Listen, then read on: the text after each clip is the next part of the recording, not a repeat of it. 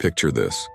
High above Mount Olympus, where clouds dance with divine grace, lived Aphrodite, the goddess of love and beauty, whose very presence made the heavens shimmer.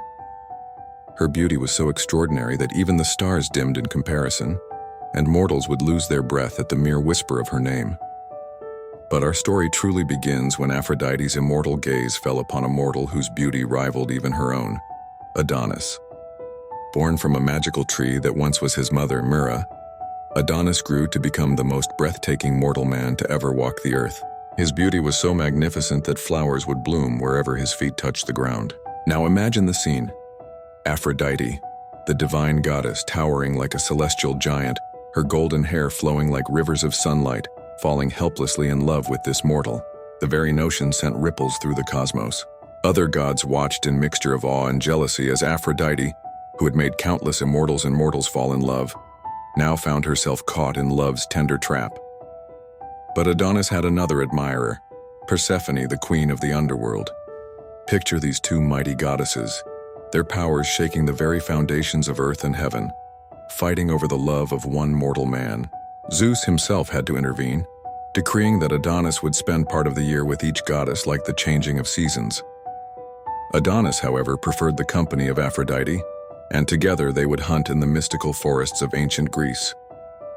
But fate, as it often does, had other plans. One day, while hunting alone, Adonis encountered a wild boar. Some say it was Ares, the god of war, transformed by jealousy. Others whisper it was sent by Apollo, seeking revenge for Aphrodite's past transgressions. The boar's tusks found their mark, and Adonis's blood spilled upon the earth.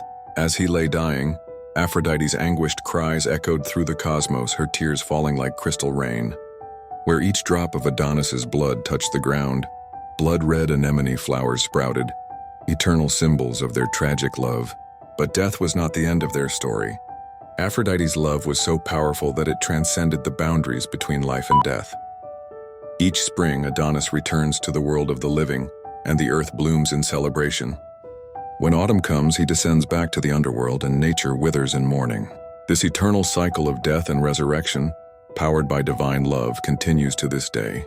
Every spring, when you see the first flowers pushing through the soil, remember, it's Adonis returning to Aphrodite's loving embrace, their love story written not in words, but in the very rhythm of nature itself. Their tale reminds us that love, in its purest form, knows no boundaries, not even those between gods and mortals, life and death.